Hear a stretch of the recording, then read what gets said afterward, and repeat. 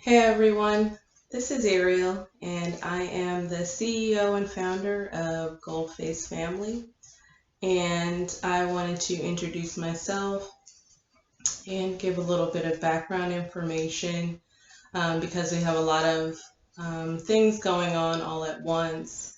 I kind of just wanted to introduce the company, introduce myself, and give a background about where Ghostface Family came from, why it's important to me, and what propelled me to present Ghostface Family to a larger audience. So, like I said, my name is Ariel, and I am the founder and CEO of Ghostface Family. And Ghostface Family currently does apparel in the form of t-shirts, hoodies, crop tees, and crop hoodies. Shortly we will have pre-orders available for everyone, so look out for that. But a little bit of background about how I came to found Goldface Family has a lot to do, most basically, with my family. Um, and even more specifically with my younger brother and sister. I have a little sister, her name is Aisha, and I have a little brother, and his name is Akeem. And, me as an individual, I'm a daughter, I'm a sister, I'm a mother, and now I'm a business owner. And I felt it was necessary also to make this video because I became aware of some information that September is Suicide Prevention Awareness Month. And for people that don't know me, I've recently been afflicted by, or my family's recently been afflicted by suicide. So as a norm, I wouldn't really be aware that September was Suicide Prevention Awareness Month. But now, because it's afflicted my family, I happen to be listening to something, and they mentioned this fact, and so I felt, because before I even knew that fact, I decided to premiere my podcast September 12th, and not out of any reason particular, but finding out that September was Suicide Prevention Awareness Month sort of motivated me to want to do a video. Um, so for those who do know me, you know that last October of 2020, my sister took her life, and it's devastated our entire family. And I never thought that we as a family would be afflicted by suicide.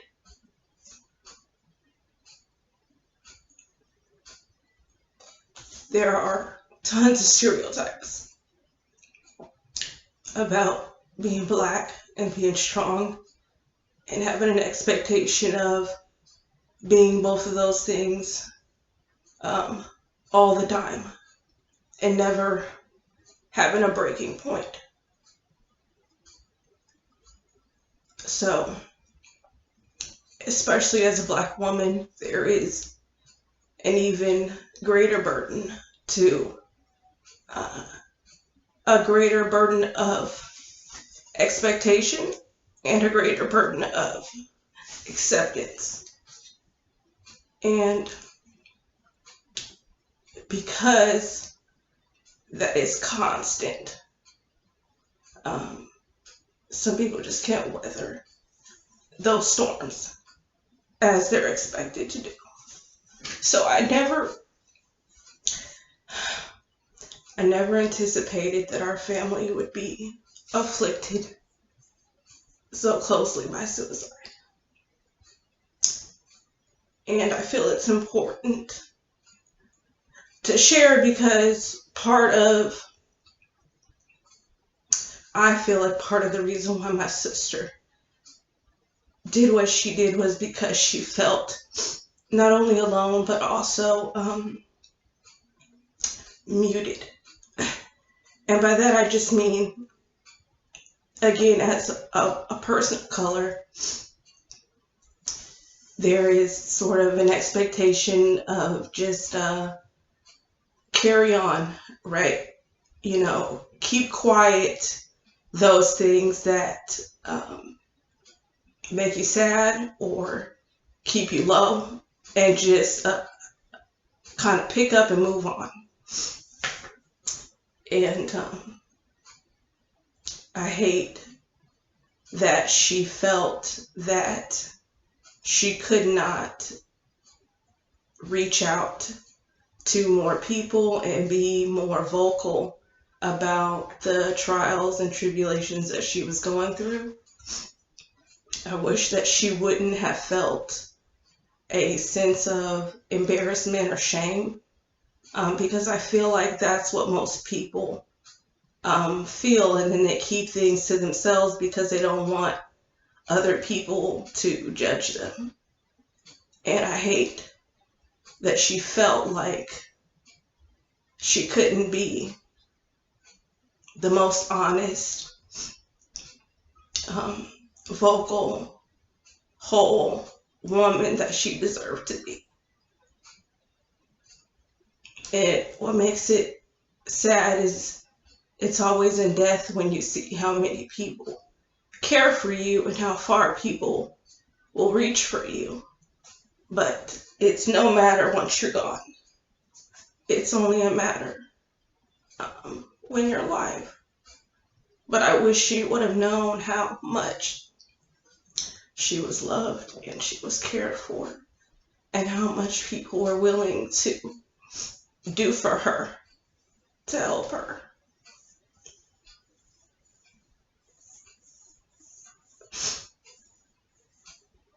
So I feel like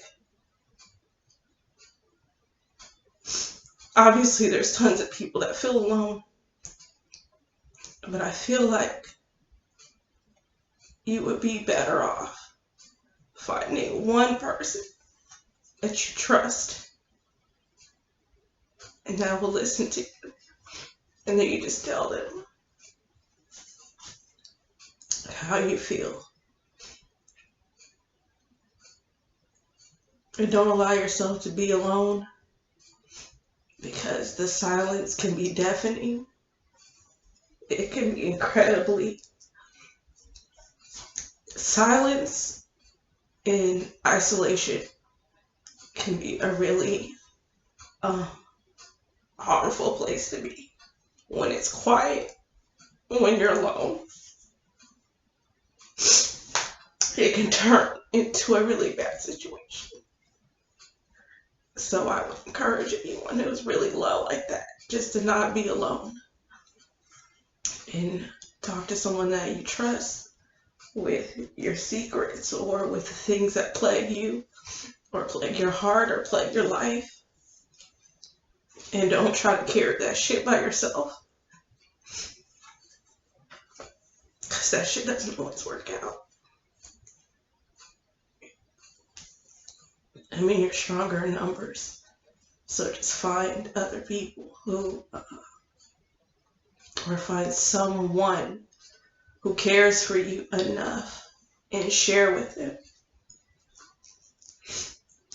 so that you don't have to feel like there's no light at the end of the tunnel.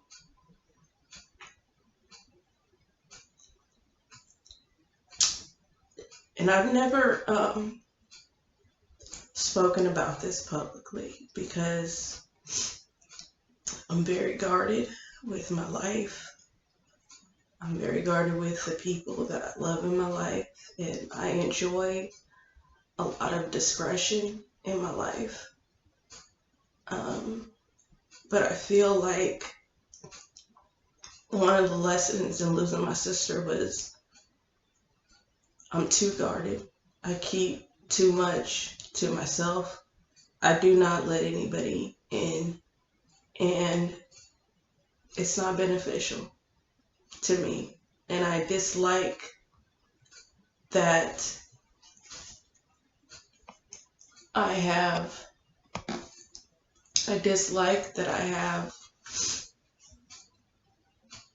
disconnected myself so much from everyone that I'm isolated. But part of the lesson that I've learned is I need to share more, because most people are more supportive than you think they are. And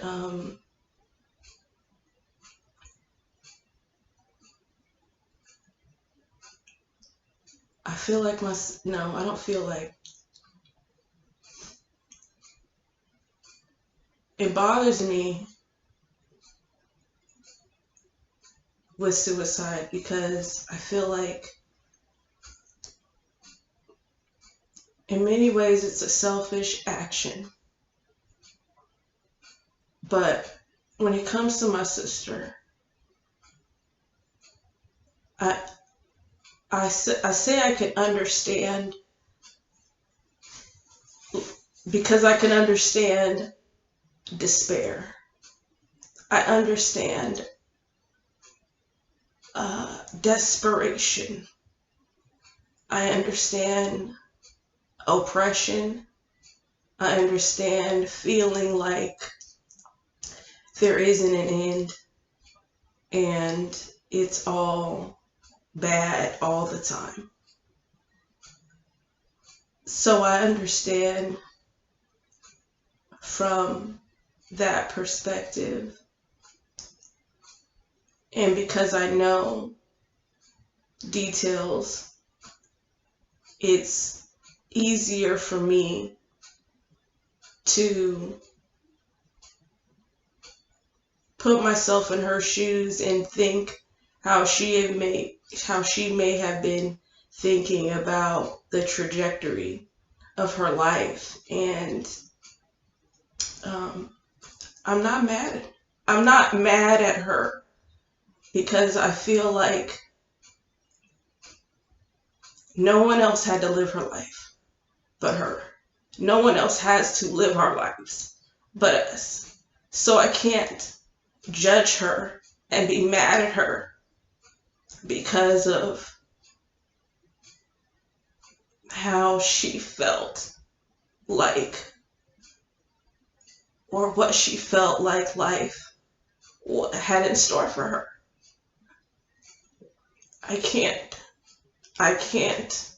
understand. I can't. It doesn't make sense to me. But it doesn't need to make sense to me. It only needs to make sense to her.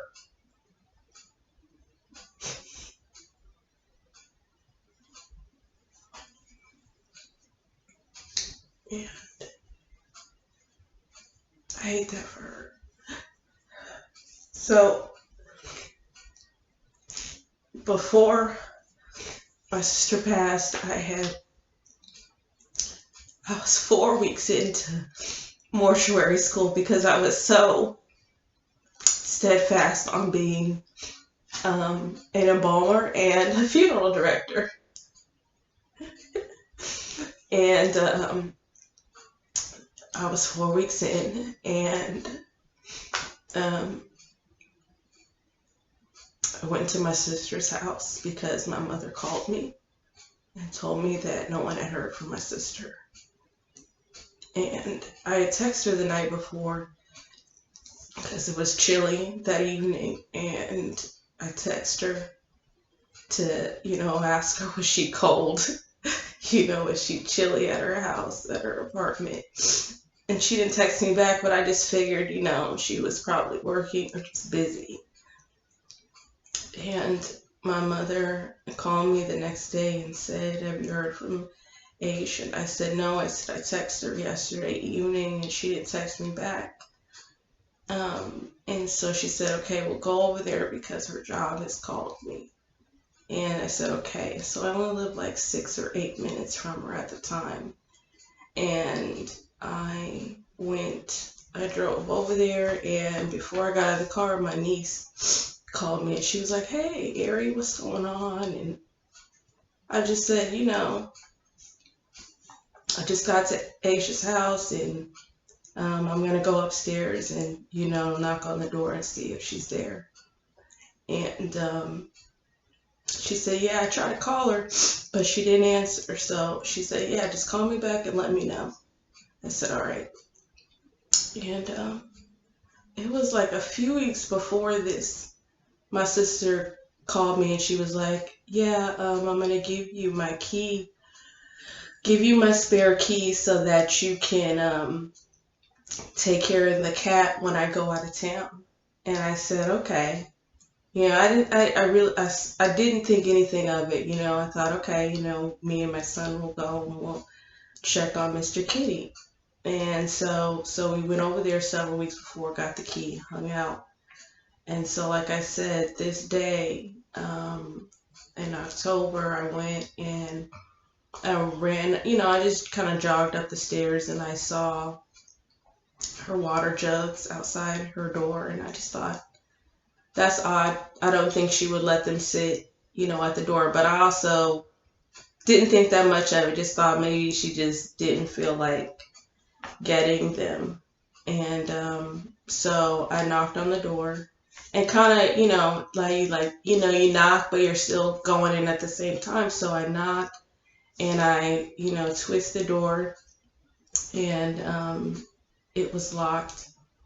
And I used my key and I walked in the front door, and there's to the right of you is this wall, and from the door you could see her bedroom, and the bedroom door is open. So in my mind I was thinking, she'll just be low, she'll just be low, she'll just be sad, she'll just be in bed, she'll just be laying down. And that's what in my mind, that was my expectation. And I walk in, and I didn't hear anything. And I look, and from the door you could see the foot of the bed, and I didn't see any legs or anything. So I'm just thinking, okay. So I keep walking in, and I, kind of take off my shoes a little bit, and I see her cat walk across the floor. He just walked across, just walked across right in front of me, and he just looked at me, but he just kept walking. He didn't meow.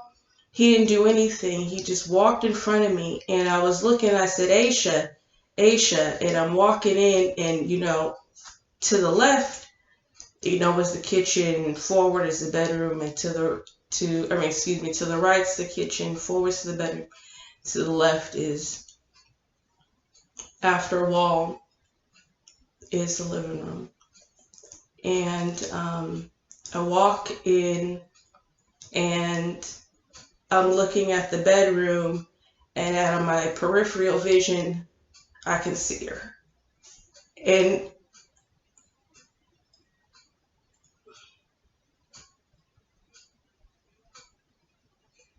it's like immediate hysterical behavior. And the only way I can think about it is, if you've ever seen a movie where you're yelling at the female like, oh, you dumb bitch, get up, run, call the cops, whatever. If you've ever seen a movie like that, and you're saying that, and you see this person that's hysterical in the movie, and you just can't understand why they're so hysterical. That's the only thing I can relate it to, is that type of fumbling, bumbling hysteria, where you forget where the fuck you're at. You can't dial numbers. You don't know what to do. Your common sense leaves your body. And you motherfucking melt And I just became hysterical. And I couldn't even dial 911 right. And she's telling me directions, and I'm just like, how?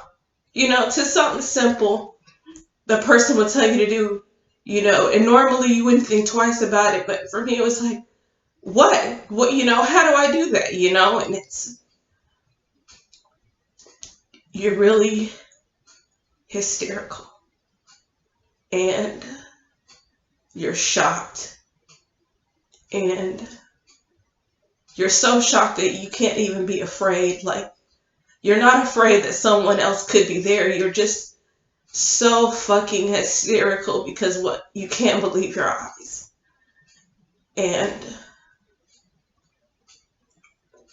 I was just screaming for help. And no one would help. Like, no one would come. It was the most alone feeling I ever had. And I knew she was dead when I saw her, because you know when someone's dead, And then before the cops even got there, I had to call my mother. And I felt so terrible. I felt like such a bad guy telling my mother that her daughter was dead. I felt horrible. I still feel like a bad guy. I hate that I had to tell her that. I hate that I had to tell her her motherfucking baby was dead. And of course she's hysterical and she's angry. And she wants to know why. She wants to know how. And she wants to know how my shirt, which is hurtful because then it's like, God damn it, you're questioning my sanity, right? Whether or not I know death when I see it. It was such a fucking horrible moment. It was terrible. It was terrible. It's so terrible. If you ever heard a woman scream or just be upset about their child dying or being killed or just an unexpected death, it's crushing. It really does. It hurts your heart. And I could do nothing. We could do nothing. So,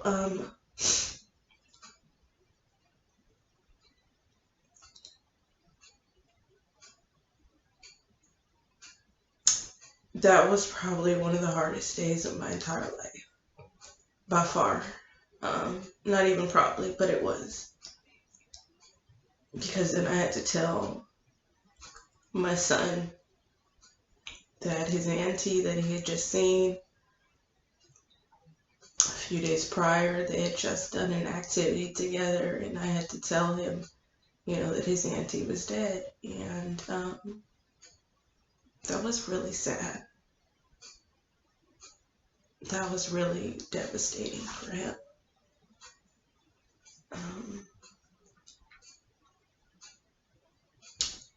But there's also a lot of childhood trauma that,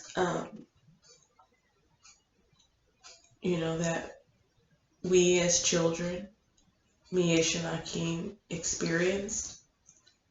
And being children of, a domestically violent home in the beginning, not our entire lives at all, but definitely what sort of propelled life in the direction that I feel like ended up in, really started from childhood, and that trauma that was, brought upon my mother and every child who was in the home at the time, who had to bear witness to what my father did to my mother, and what we all, ended up being, I would say, what we all, those who are old enough to remember, what we all would end up being traumatized by, I would say, in some, form or fashion. Um, but I think it definitely had an impact on my sister's life, and as it's had an impact on my life, and I would be lying if I said I didn't think it had an impact on my little brother's life, and it's created a situation in which we've all three of us have had to be incredibly independent. Um, and that also means just independent of each other, meaning that you don't have someone else to depend on, that you really do have to depend on yourself. And that can be really hard to stand on your own all the time. So, but a lot of the childhood trauma just really propelled our lives into a certain direction that they likely otherwise would not have, had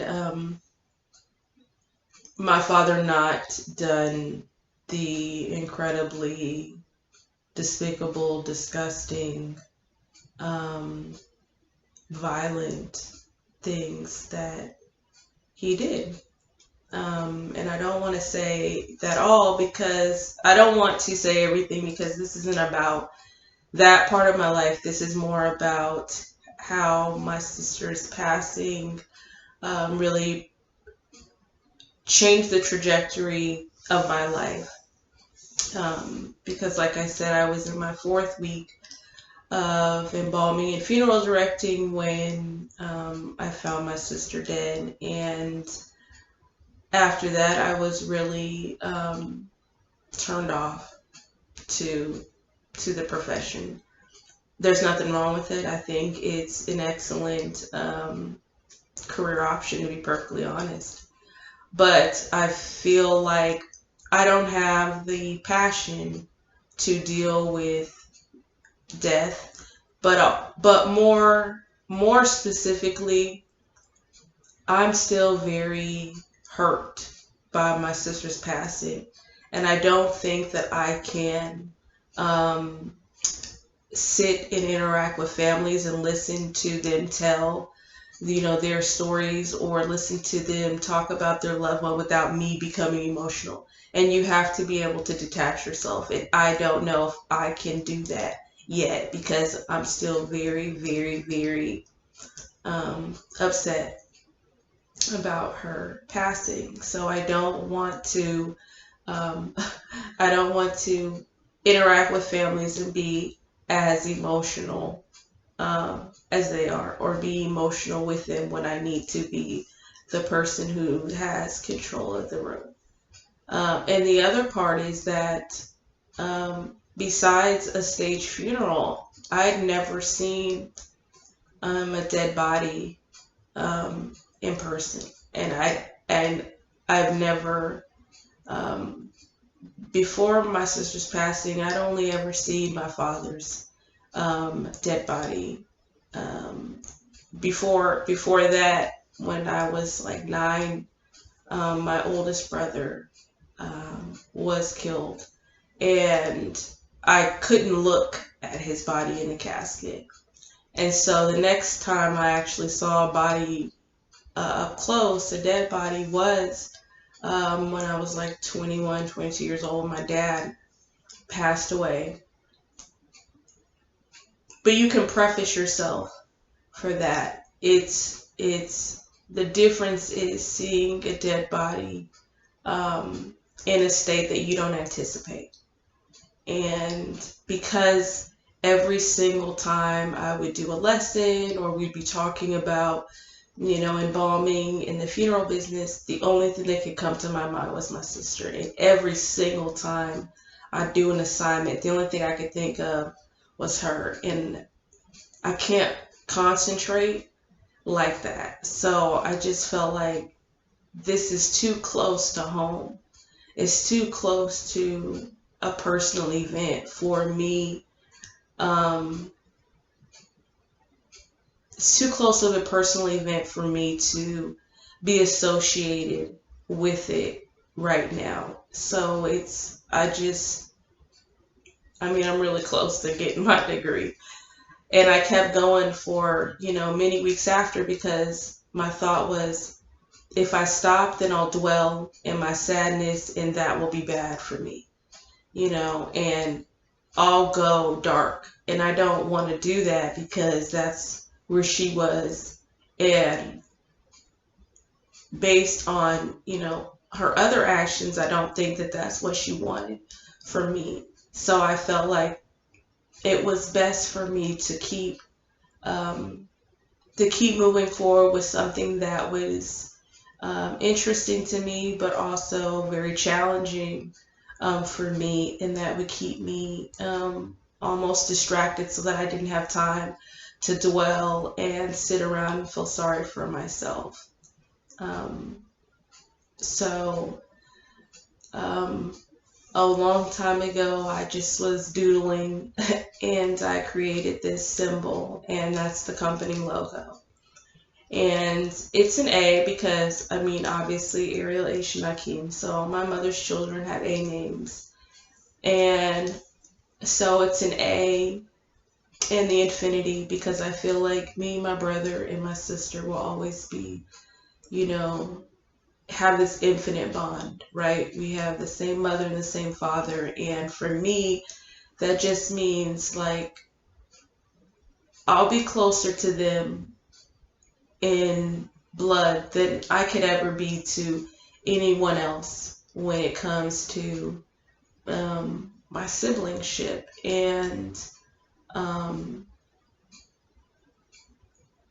coupled with the fact that a lot of the, if not all of the childhood trauma that, most of the childhood trauma that we've suffered has been together, meaning that we've lived in the same place, or we've been in the same home, or we've been in the same environment. So we have this very special connection and bond that I don't share with my older two siblings. So for me, I just feel like, infinitely the three of us will have a connection that I can never have with any, other individuals. And that doesn't mean that I don't have other brothers and sisters. It doesn't mean that I don't love or care for them. It just simply means that, me and my sister and brother share a connection that I don't share with anyone else, and that means something to me. So that's important to me, and I feel like the 3 points on the A represent, Ariel, Aisha, and Akeem, because, it's like, that's us, it's the three of us. And I feel like, when it comes to acceptance and sort of understanding, I definitely, kind of have like a kinship with them. It's very much like we're on the same page. It's like an unspoken, just like understanding, and I really enjoy that. I really enjoy that, and I don't speak about my sister all the time in the past tense, because I don't like to think of what we had as being gone, or like we didn't have that, because she will always live on in me, and I'll always rock for her and ride for her and advocate for her and for her position.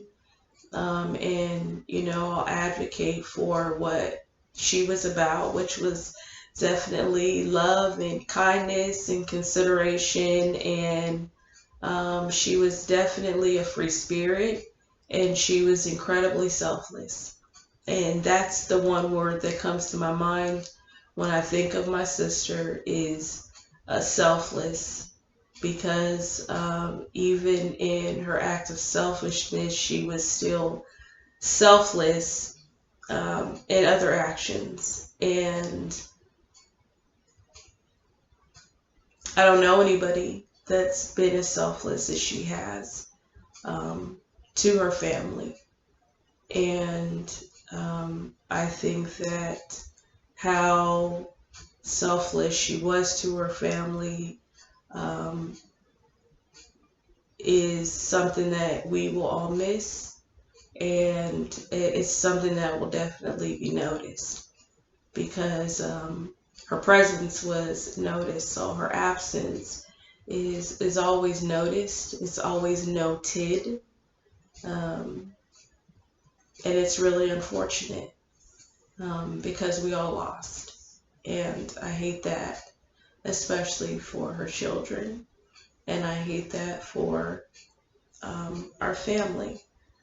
But in her selflessness, she provided, me with the gift of freedom and independence.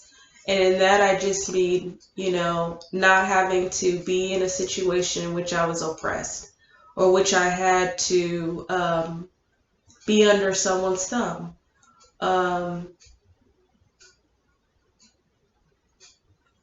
And I am incredibly thankful. And it was obviously unexpected, but expected because of how selfless my sister was in general.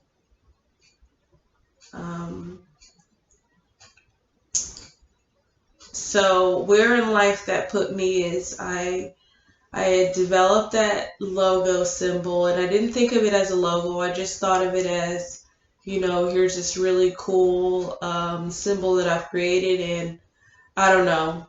I don't know what I'll do with it. And I showed it, to both of my siblings, and they both said, oh, it's cool, like, oh, I like it, it's whatever. And I just, for whatever reason, I kept doodling and doodling this this symbol. And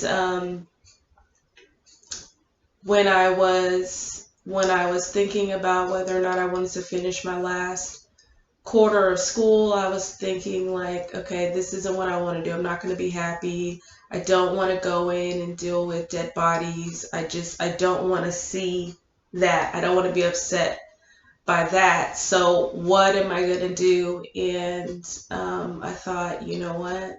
It's time to do something creative and use that creative part of myself that will allow me to not only be creative, but will allow me to share and kind of just be a whole woman. And by that, I just mean not having to be in one box, but allowing myself to be all the things that I feel like I can be. So whether that means that I do t-shirts, hoodies, and apparel, whether I do podcasts, whether I do, whether I decide to be a private investigator, whether I want to shoot, a reality TV pilots, for the small town that we're from, like whatever it is that I want to do, I feel like there's no reason for me to not do that. There is no reason for me to just kind of stay in this very restrictive bubble that being in, I feel like the funeral service and embalming would have me be in. And not that in general it's restrictive, but for me, I just feel like I needed to do something that was going to allow me to be creative, but also to share, and that was going to motivate me, that wasn't going to make me low, that wasn't going to bring me down, where I wasn't going to come into work um, and be very upset by what was before me. And so I feel like this direction, this trajectory, this business, this company is my opportunity to work with my siblings, to work with my family, and for us to use our creative minds and come up with an incredible, creative product for our melanated people to, I don't want to say reinvent, to reinterpret what certain words or thoughts mean to us as a melanated people, and just help to broaden our thoughts and our perspective about how we view ourselves and other people that look like us. And so I said, I need to, when I work for somebody else's company, I give 125%, right? Like I'll work for their shit all day and then go home and work for their shit some more. And I feel like, why do I always give, or why am I so willing to give so much to someone else's dream? Shouldn't I want to give that to myself, to my dream? And the short answer is shit, yeah. So I feel like the same 10, 12, 14-hour energy that I would give to somebody else's dream, I should be willing to give to myself, to put into my own dream, right? Bet on black, bet on myself, instead of depending on these other people to, provide me with the means by which to take care of myself. And that's a very uncomfortable place to be in. Um, but it can also be very fulfilling. And I find that when I work for other individuals, I get a lot of anxiety. And some places can make me physically ill just because of the environment is very toxic. Um, I don't need that. If I'm going to be anxious, if I'm going to be kept up at night, I would much rather do that for my own business, for to create a foundation for my own family, rather than um, you have all that headache and have all that what I would consider self-harm in the form of, physical symptoms as a result of anxiety, or being overworked, or being depressed, or being just upset at your work environment. Um, I would much rather, experience none or less of that, um, based on what I can do, based on my own terms, based on my own deliverables, based on the stress and demands that I place on myself, not because someone else is asking or requiring or demanding something of me, but because uh, I'm perfectly capable of doing it, myself, and creating my own, deliverables, creating my own agenda, setting up my own everything, and being whole ass responsible for that. And it's a lot, and it's completely overwhelming. Um, but I know that I only depend on me, and I would rather um, do that and depend on me and be motivated enough to live off my own strength and to survive off my own strength, and not what someone else thinks that I'm worth or that I deserve. Um, period. So um, that's how I got to Goldface Family. Was I can take this symbol and it become our family logo, or excuse me, the company logo.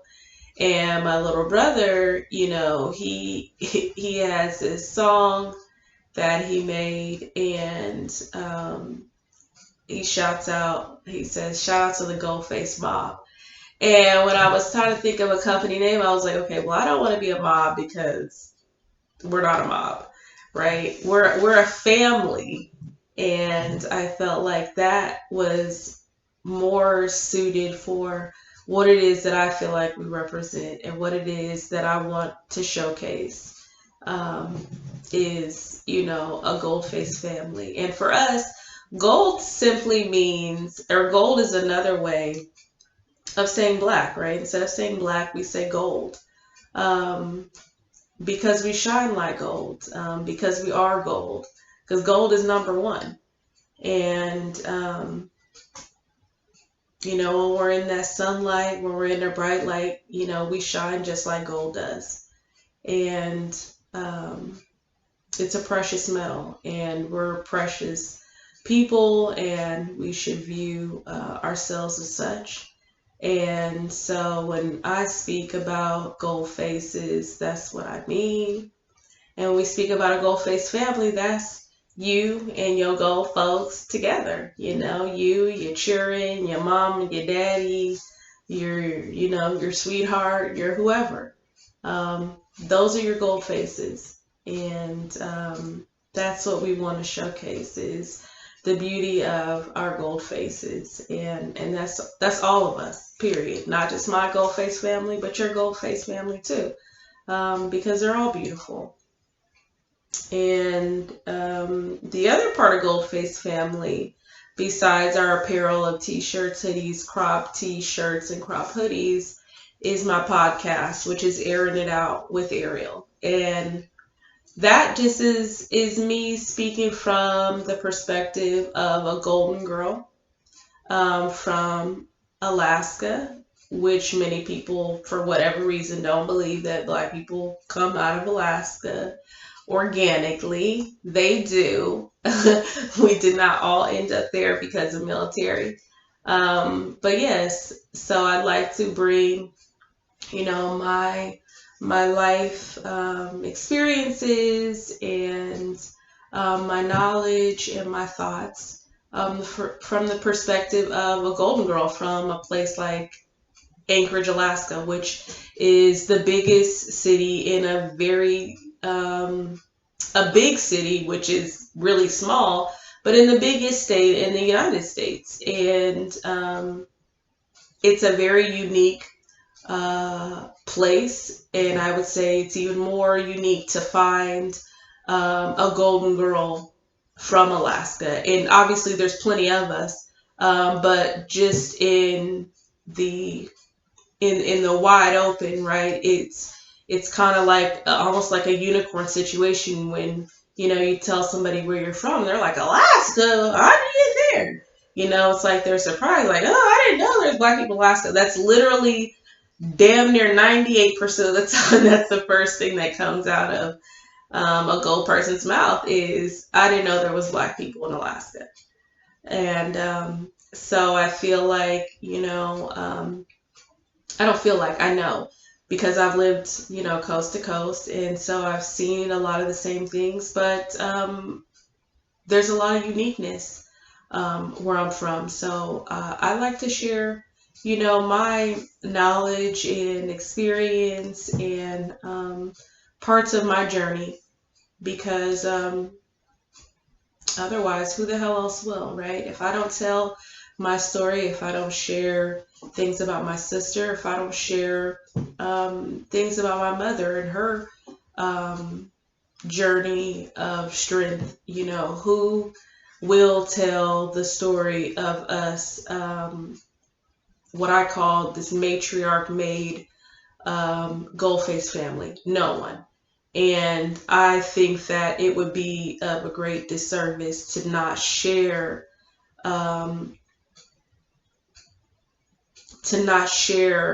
what we've been through, in the hopes of helping someone else or someone being motivated or deterred from,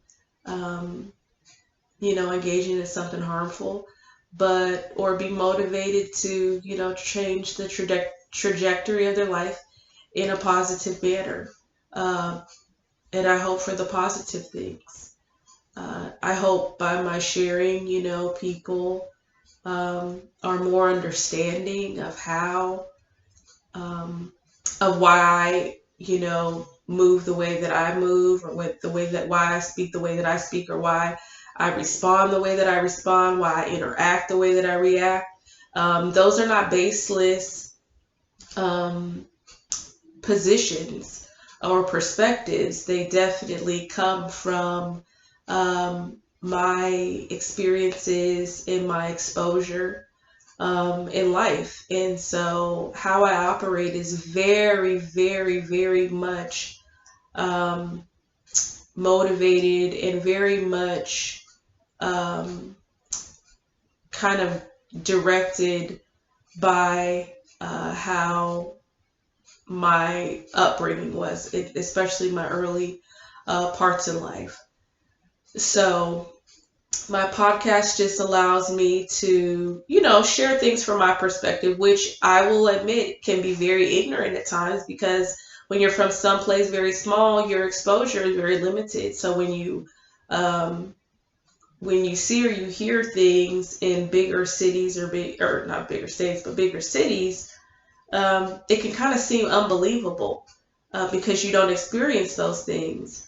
And so it can create an air of ignorance, but just real straight ass ignorance, right? Like, I don't fucking know, because, this is not what I'm used to, or this is not what my reality and my exposure is.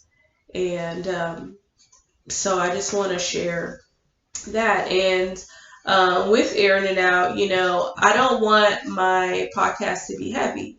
This was my opportunity to kind of lay it on thick, speaking about my sister, because that's something that, first of all, it's what led me to a podcast, and it's what led me to decide to shift the entire trajectory of my whole life, was losing my sister.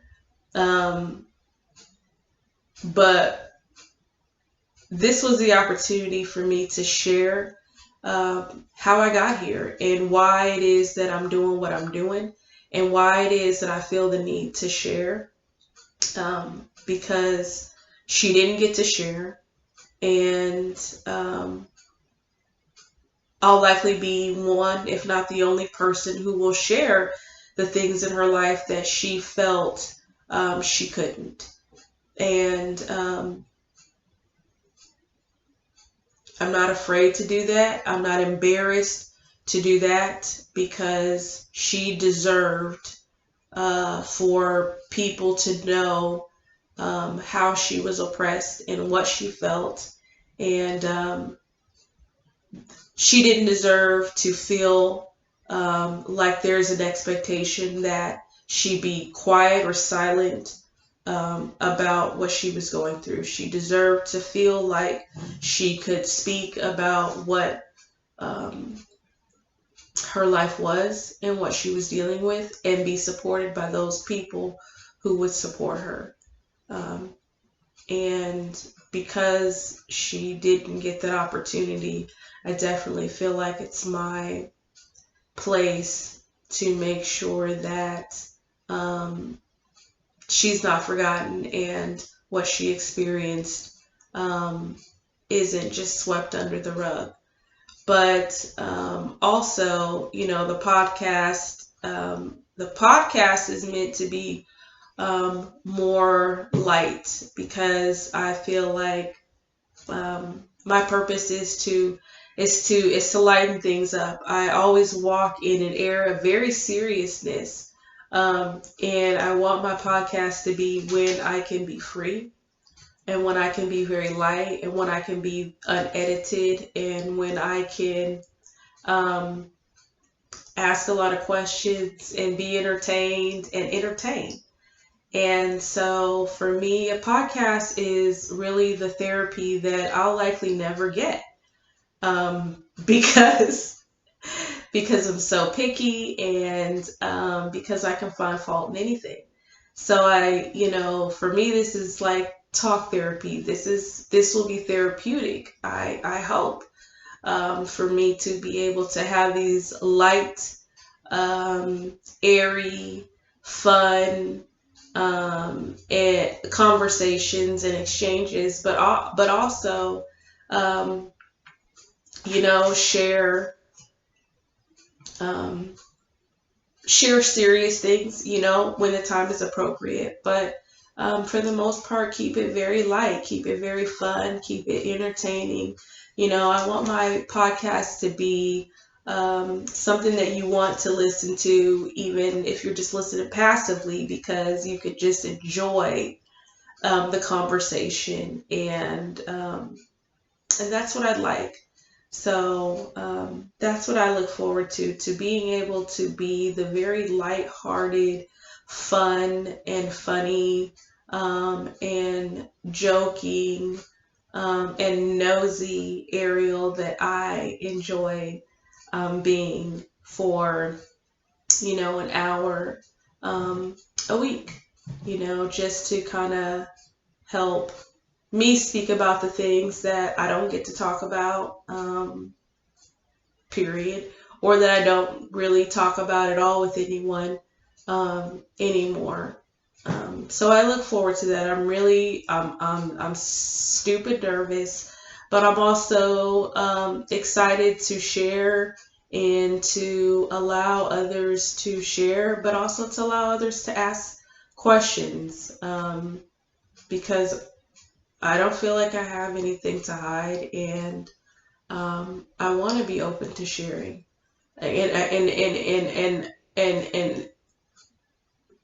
I'll be clear. I'm not sharing everything, but I definitely feel like I want to be transparent, um, because my sister didn't get to be.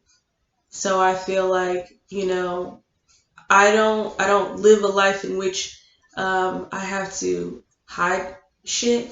So there isn't anything that, I'm not, necessarily comfortable speaking on. I mean, there's some things that I'm just not gonna touch because, you know, I'm just not interested.